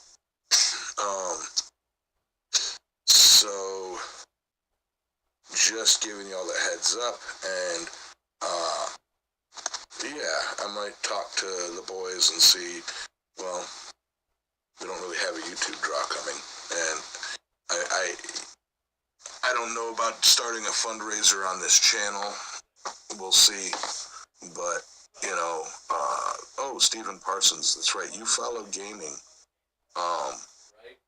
so he has a Twitch stream that he's trying to start up a Twitch stream, or he has one, and he's trying to gain some followers, and he plays games fairly regularly. And if you'd like to pop in on him, I can I can put his name in the chat. I don't know if you guys can hear me. All I see on the screen is a phone. Yeah, they should be able to hear you because you're coming through. I'll put his. You're coming through my earphone, so according to my stuff, you're coming through. So okay. It's just sounds weird because you're coming through my phone into the microphone, so you're it sounds like you're phoning it in, which Right. So if everybody can do me a favor, even if you don't watch the game, watch the streams. If you have a Twitch, follow him on Twitch to get his numbers up there so that he can start getting, into the algorithm a bit better. That would help. And Steven, yeah, he'd let him know that I sent you so that he knows that I'm actually doing what I say for a change. but yeah. It's one of those, like, this is what he's trying to do. So, like, even, Well, like content creators, non-monetary help for content creators is to subscribe, like, share, and subscribe. so what's his fiduciary goal for his GoFundMe? It is $3,000. Ooh, okay. Like, that's all he needs. Like that. It's so that he was planning on taking out a loan, and if they were to take out a loan, then basically that would put them, like a loan to move, like that would put them at their maximum. Like basically everything that they would be having coming in would be going out, and they would literally have zero wiggle room until that loan is paid off. Right. And it's like, I can help where I can with them, but yeah, I just when they were down here, like I ended up dropping about like $250 in showing them a good time and giving them some gas and everything like that, so that they didn't have to take a major hit to come down and see the place. Right. No, for sure. And I mean, yeah, so that kind of tapped my now. Oh, okay. Never mind. Some of the other particulars we've talked about on the backside, but all right, right on. I'm honestly I'm just glad that they've decided to move down there because, the situation they're in is not the best, and shit. Like, yeah, and I really hate that for anybody. So the viewers know, I think I can publicly say this now because I really doubt that my sister and brother-in-law are watching. No, probably not. But well, it's too late for them.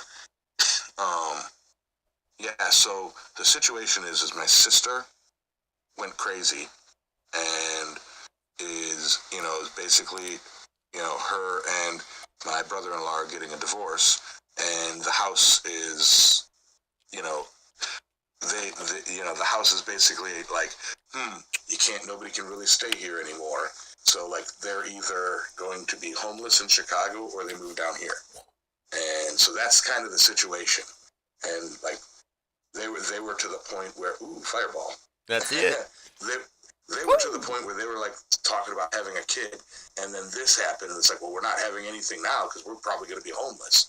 And again, it's them, their 2 dogs, and 3 cats. And it's like, I said, get your asses down here. And so they're, And the last what? No, go ahead. They spent the last 2 months hemming and hawing, or 2 or 3 months or whatever, hemming and hawing about it, and finally made a decision today. Yeah. I was going to say, and for those of you that don't know, I just have to throw this out there. If you've, Yamez's brother looks like, it's a combination between Pastor Josh Smith and Yamez. So if Pastor Josh and Yamez had a baby, it would be his brother. I mean, it was like I was sitting on the couch. And I was like, "Oh shit!" It's like the spitting image of both of those guys. Right. He shaved his head, not his beard. Yeah. I call him Slim Shavy. I appreciate the hell out of that, Steven. I really do. And you guys might hear me talk about them again, on Sunday and probably Saturday or Sunday evening as well. So it's a big deal for me. It was the first time in 6 years that I'll have somebody around to actually hang out with, like in my area. So, I mean, Josh is well and good, but he never comes around. Oh wait, here we go and transition. All right. Here we go. Yeah. Time is ranting done. What's that? What was it? How's everybody liking the stream setups we got going here? Dude, so far so good. It's I did screw up when I went to start the stream because I reused settings and I wasn't able to change the thumbnail and whatnot, but that's okay. I I figured it out after the fact, and I'll have it fixed by the next time I do this. But everybody's seems to be liking it. It's kind of just like a low key hangout and bullshit, and For sure. I think they're kind of liking the unfiltered aspect of it. That you know we're not sitting here going, oh my bad, hot mic, and or or trying to insert alternate words to replace normal speech. Right. And Right. and I mean for me personally, I mean, like, I remember watching an episode of Trailer Park Boys one time, and Ricky goes to court, and he's all like, I don't know what the fuck I'm supposed to do here, and they're like, you can't do this. He's like, no, that's bullshit. He's like, I respectfully ask the court, I can't defend myself without cussing. That's like, this is how I talk, and if I can't talk like this, then I can't say anything. And they're like, all right, fine. And so they allowed it, and he's like, oh, fucking thanks. But I've seen that episode. That was a good one. Yeah. But he's like, I can't speak without cussing. I'm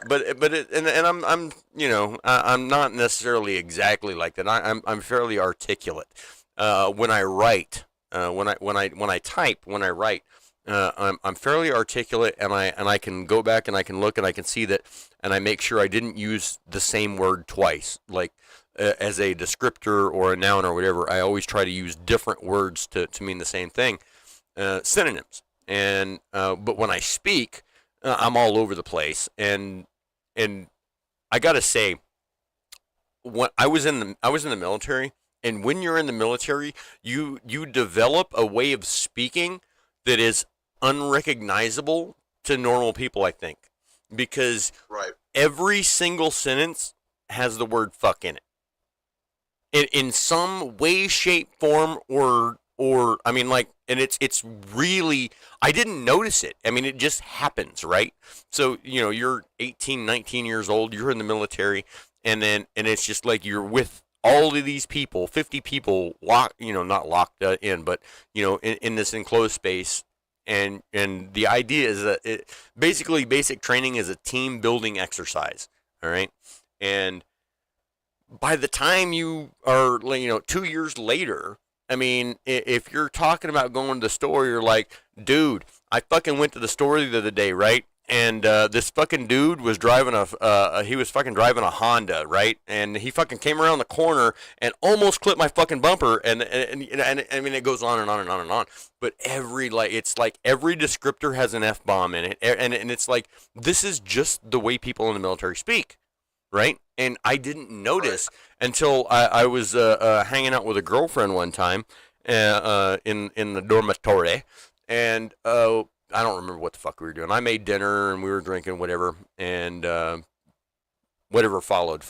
We'll go with that. But she's like, "Hey, why do you talk like that?" And I'm like, "The fuck are you talking about?" She's like, "Why do you say f this, f that, all, or And I was like, "Do I?"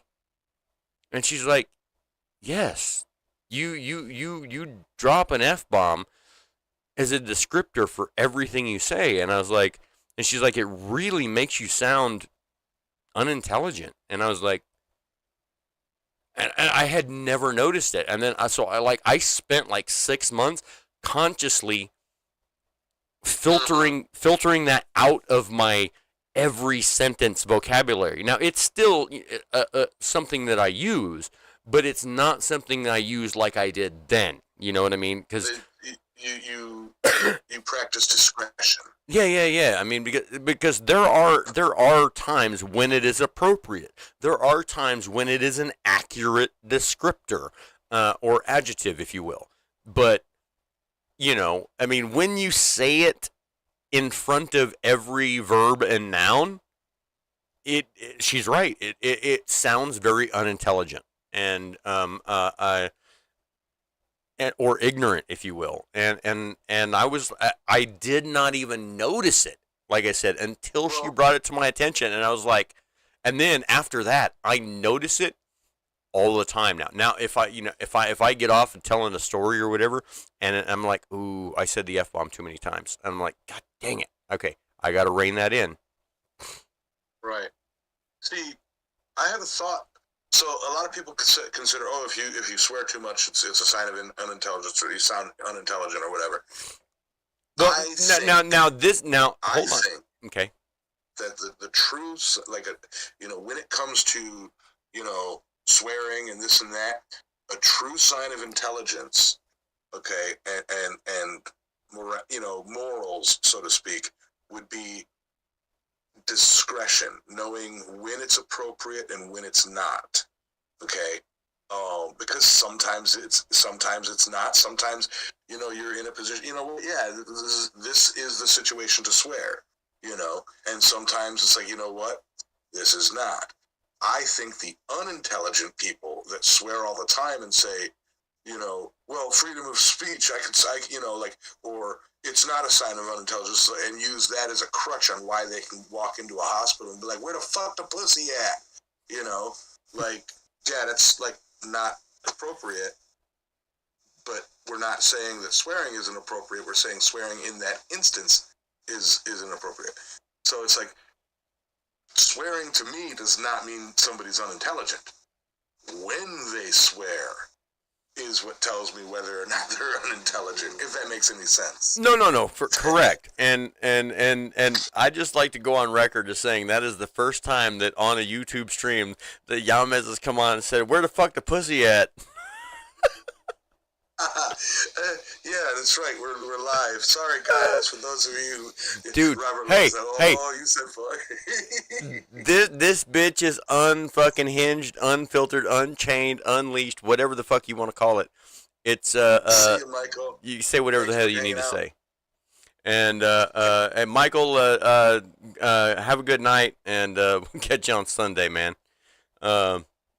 And see, and that's my thing. That's the thing. See, is like I speak with profanity on a regular basis because that, and at this point in time, I'm 47 years old. I do this to a point where it is normal and appropriate the way normal people speak. Not like when I was in the military, and it was in a descriptor before. It was an adjective. Adjective is what I mean by descriptor. So it was a descriptor or adjective before every noun and verb. Fucking running, the fucking blue. That I mean that was it was every bit of speech, and I didn't know it until somebody pointed it out, and I was like, and then I was like, oh my god, I can't believe I'm doing that. Where did that come from? Because I didn't used to do that, and that's just the way it's military speak. And it's just the way it is. It's just the way it is, and it's like acronyms. I mean, like every freaking thing in the military has an acronym, right? And so you can literally talk to somebody in 15 acronyms in one sentence, and they know exactly what you're talking about. And it's pretty crazy. And now I can still speak in acronyms, but I understand that you and Daniel. What? You and Daniel in the Voxer chat. Oh well, yeah, but okay, so talking shop. Right, yeah, okay, so every time I read that, I'm like, yep, those are words. Those are words. Okay, so you guys in the chat don't understand. Okay, so the Quad Squad has a Voxer chat, which admittedly we fucked up 4 or 5 years ago, and we switched from Messenger to Voxer because Messenger had a bad update that was fucking everybody's shit up, right? And so we just decided to go with Voxer, and now we're fucking stuck there, and it's shitty. But in the meantime, so the Quad Squad, we're all in this Voxer chat together, and we all kind of check in on a daily or every other daily or whatever basis when we can. And me and Daniel, I mean, like we live like 4 miles apart, right? And we do the same job-ish. And so, we talk shop like, yeah, I'm headed out to location. I'm fixing to go out and move H&P 457, and yeah, yada yada yada yada. You know, I mean, like, the and Swampers got boot rash from all the, something. yeah, yeah. I'm up on State Line Road, about 4 miles in. You know, across the second cattle guard over there, and Daniel will be like, "Oh shit, that road sucks," and so for me and him, we're talking about some shit that there's like it's just normal speak, because he knows what I'm doing, where I'm at, what I got going on. And I know what he's doing, where he's at, and what he's got going on. And everybody else in the chat's like, the fuck? What the fuck is H&P 463? What does that even mean? I mean, like, so and where the fuck is State Line Road? Because where the fuck is State Line Road? Because everybody, every state's got, like, that could be anywhere in the country. Evening, Thomas. Glad you made it back. Boy, that was a hard. You were out for a hard, like, 30, 45 minutes there, buddy. Or was it? Yeah. I go, yep, those are words. And then because I'm at work, I go, yep, I'm pushing 7/8 spades to 26ers and about 5 big stacks. Just kind of messing with them. It's like, I'm talking about drilling wood and running wires. Right. And Yamaz, I'll show you this here. Thomas got his bottle opener from me today, and it was one of these models right here. It'll come through here in a second, but no, 15-second delay.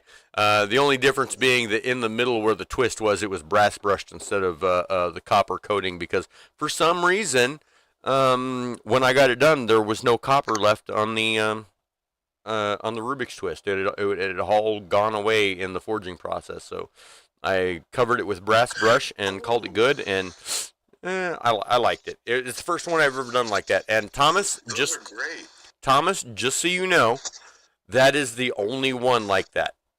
All right, I've never had one brass brushed, and I probably won't do another one like that. So you have the ground rod copper brass brushed combo, whatever, one of a kind. It's not the way I like to do it, but it is unique and original, and you have the only one. Yeah. Well, I will say this, Thomas. I know where your bottle opener is. What's that? His bottle opener that I worked on the other day. Yeah. Or the other week. It's in the vermiculite still. Oh. I gotta clean it up. I had an idea now that I got those cast iron pans. I kind of want to try, like, taking some copper and like making a base, like attaching the copper, like liquid copper, dipping it in liquid copper or something. John is home now, so I guess that means he's going to check the... Well, I mean, Yamez is in the stream, so he's going to check the fuck out anyways. I mean, Yeah. I don't have much longer, John, so you can stay. Like, like y'all can keep going, but it's 10 o'clock here. I got to shower and get everything ready and go to bed. Well, no worries there. I got about 5 minutes left here to go. All right. I'm just gonna stay, but I see Yamaz is still here. Right on. That's Fight me, John. I knew John hated you. I have an idea to make the bottle opener. I don't know if it'll work, but basically I'm gonna heat up the bottle opener, melt some copper, and then pour it over it to like kind of try and copper coat it or something. Yeah, well, I mean, I don't know. I mean, it's got the basket twist, so it might hold some copper. Well, I'm game for you to try, because I'm curious. I mean, like, the stuff I do starts out with copper coating, and then I forge that off, and then it's just what's left stuck to the steel, and so, right. And that's what I go with, and man, I mean, but God, the crucible I would have to have a freaking a molten have this molten thing of copper next to the forge and like quench it in molten copper. Come out of the forge hot, and then well, not hot. I guess you would. I guess you wouldn't want it hot. You would want it warm, like black heat. Dip it in the molten copper, so that it's like sling it off, so that you don't have any like drips or whatever, and then let it cool off, quench it, whatever you want to do, and then I don't know. I mean, like it is. I'm gonna definitely play with it, but like I knew that sitting there and waiting on a project to combine two other projects might yield some awesome results. I'm not a procrastinator. I'm an artist. John Burnell, I'm just kidding. I love Yamsey. If I was gay, well, everybody's just a little bit gay, John. So just a little bit. Just saying. Yeah. I think I have to leave. I might be offended. Oh, Kevin might be triggered. Kevin might be triggered. He is a bit soft. Being a what are you, Kevin? You're a boomer. Yeah. Okay, boomer. Oh, but yeah. So. Oh, I wanted to bring this up. Yeah, I had to. Clara DM'd me today asking for a Forge Chat invite because she didn't have one and couldn't find a link to request one or a join link, and I don't know how that works. I didn't think that people in the Forge Chat were gatekeepers of invites. I thought you could just kind of like look it up and request your join or whatever. But it should be a public. She couldn't figure it out, and she DM'd me for an invite, which easy enough to get. But she was asking, huh? The links. Well, no, I just clicked on the invite people thing and then sent her a link directly, but but she couldn't find one without whatever. And I don't know what's up with that. I don't know all the ins and outs of Discord. But she was asking about she did a hairpin here recently out of cable Damascus, and it's just not etching. And she was like, I'm wondering if I might need to harden it to get the etch to show up. And I was like, oh yeah, I mean that's in my opinion. I think it's common knowledge that cable Damascus you have to harden it to make the pattern pop. The insane blacksmith, right? Yeah. And it says this channel is private. Only select. Oh, that's right, because we didn't want a bunch of bots.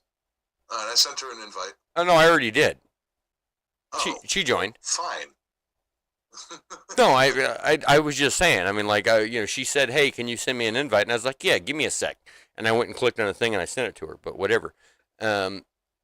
But it was about she, and I was like, but by all means, do some more research and I mean, like, figure it out, because the way I understand it is for cable Damascus, if you don't harden it, the pattern just doesn't pop.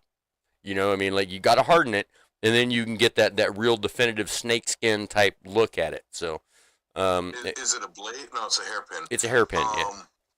Now I'm trying to remember.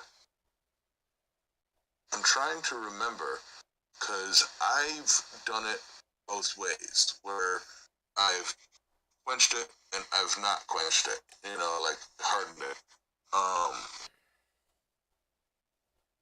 And I believe what I do because I don't do blades, so I don't really need like I can go with, I always go a deep wood grain, or like a deep etch. Like I'll toss a bit of cable Damascus in the acid and then leave it for like 4 days, but I've got weak acid.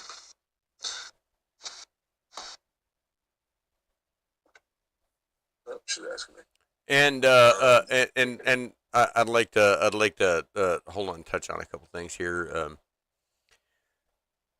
Steven says, yeah, I talked about quenching. I screwed up my project the other day that I was working on. Thomas, fuck. Hold on, I got go to channel. Steven, how'd you screw it up? I mean, what happened there? Thomas is going to be putting up a reel on Insta of the bottle openers he has in his collection, still adding to the collection. And Traildish, you should totally get a participation ribbon and make some kind of bottle opener in your own style, and send it to Thomas. Thomas is going to be so far backed up on making things to exchange for these bottle openers that it's going to take him a year to get through it. I mean, he's got to have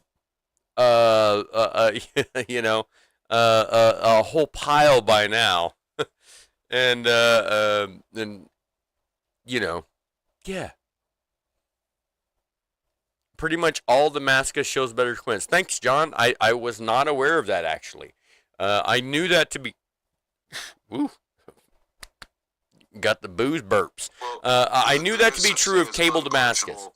Unquenched Damascus, where it is you do not Damascus or you do not quench it. What? Yeah, it's made from gallium and fulminated mercury, and you put those together, and you don't quench them, and yeah, I lost where I was going with it. Yeah, I was gonna say if you're making Damascus out of that, don't hit it with a hammer. Boom! Kaboom! Mercury fulminate. For those of you that don't know, that is what is. It is a friction ignition explosive that is in shotgun or in.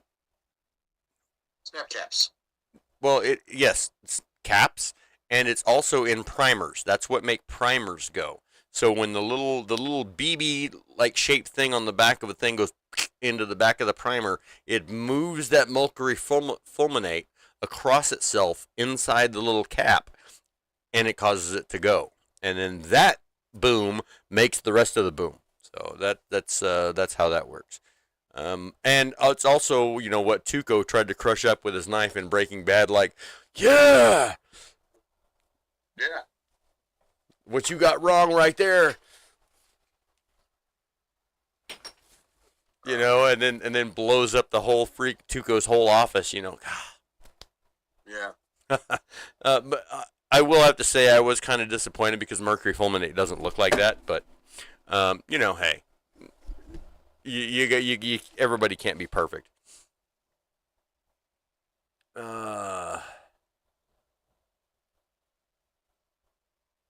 And so, anyways, John was saying all Damascus shows better quench. I wasn't aware of that. I knew that to be true of cable Damascus, just because of trial and error and other smiths telling me, no, dude, you need to quench it.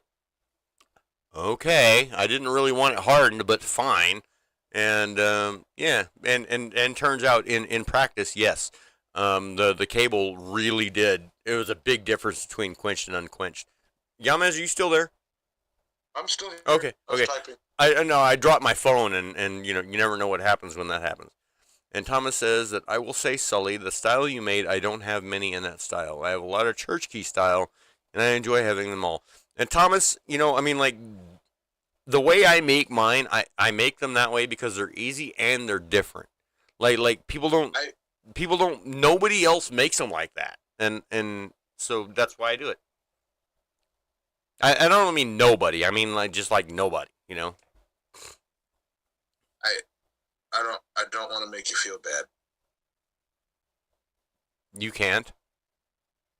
No, like in my first year or so, when I thought I was such a badass because I was a blacksmith, and like a year into blacksmithing, I made like that just made sense to me as a bottle opener. So I made like 50 of them, and was giving them away, and I gave them. I was selling them at this beer place, and like he just would not hype them up for me, so that they like sat there for that. I think he still has some,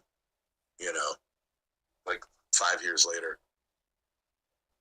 And basically, it was trading every time he'd like keep a tab for me, and every time I went in there, he'd be like, "Oh, here, try this beer," and then I stopped drinking and like haven't been back, and like yeah.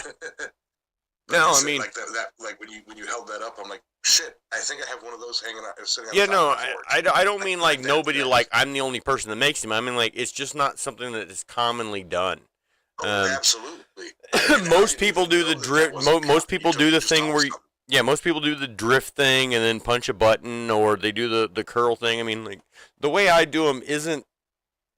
That it's such a simple design. I love it. It is. It's simple and it's effective. And don't get me wrong. I mean, like I've done lots of other designs, but I like doing it this way with this material. You know, like what I mean. So when I'm using ground rod material, this is the way I like to do it. When I'm using other material, I do different stuff. I mean, but for this stuff, this is the one that works. You know what I mean? Because you you only have so many heats to work with it, or you lose the copper. You know what I mean? You've only got because of the copper on the ground rod. You have to be very efficient at what you're doing. Use as few heats as possible, and you can't lose focus because you can't just throw it in the forge and walk away for an hour and have a conversation and come back and then pull it out and do something, because in that hour that it was sitting there, all of the copper was oxidizing and burning off. You know what I mean? And so it's one of those things in the case of this particular, the copper ground rod, where this thing right here is 1080 steel with a 1 molecule layer thick of copper. Go it up again. A 1 molecule thick layer of copper on it. It's very easy to lose that layer. Very easy. And I did it with Thomas's. I mean, like, I made 4 bottle openers before I got Thomas's right, and then when I wire brushed it, the copper was gone in the middle, and then so I brass brushed it to be a little bit different. But it looks amazing. You know what you can do with those, and I'm sure you thought of this. The non-bottle opener end, draw that out a little bit more, and then curl it around and attach a key ring to it, and it's a keychain bottle opener. Keychain goes right through the twist, and it hangs on a keychain. Oh, you already set yours that way? Yes. Okay. Yeah, I saw the tail end of that, and it looked a little it looked like it was just a little too small for a key ring. But the key rings I use are big. So this is my can opener, and I've got the little clip thing here, and it's basically the same thing, except this is made out of spline steel. The spline steel. I don't know what the fuck else you want me to call it, but this hangs. Yeah, this hangs on my keychain, and it's just for sliding underneath the tab of a can and popping it up, because my nails. I don't want to pop off a fucking fake nail, because them bitches are expensive, and they're not good for stabbing underneath there and popping one up, or you pop one off. And so I built this so I could open a can. Same thing. I mean, like, the end of it is the same. This doesn't fall off the key ring. Now I could make it come off if I hit it in just the right. Nope, I can't. I thought if I got it right in that one spot on the key ring, it would come through, but it won't. No. So yeah, they will hang on a key ring, but they are fairly heavy, because I mean that is 1080 steel with a copper coating, and so they are a bit heavy to hang on a key ring, but that hangs on a key ring amazing, and this literally goes with me everywhere when I'm not at work. It's not on my key ring because it goes with me to work. But make me one of those. But I never thought of that. I don't need this at work, so I don't take it with me. But I have this here, and then when I go home on days off, this clips onto my truck keys, and so I always have it. That way I don't. Yeah. I'm not sitting there like tick tick tick, or having to find something to stab underneath the tab on the can. Yeah.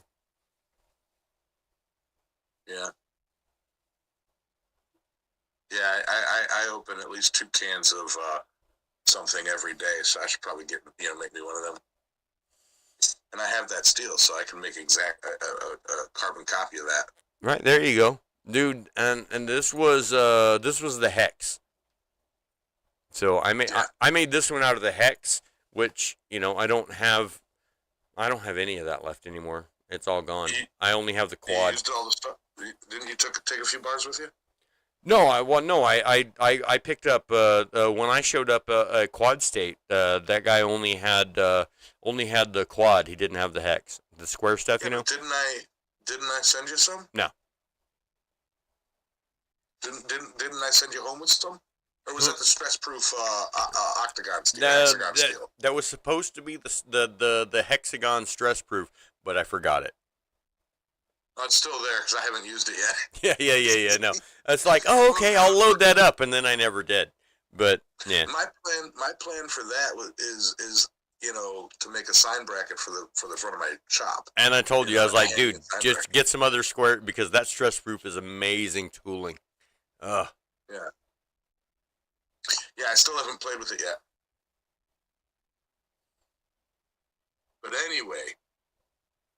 Yeah. You guys can keep going. No, Start. this is a good stopping point. I've been going for 2 hours and 12 minutes. That is 12 minutes way too fucking long. Oh, 15. 2 hours and 15 minutes. So, Yamez, hold on just a second. For the rest of you guys, thanks for showing up. Thanks for joining in. There's only 4 of you left, and thanks for hanging out this long.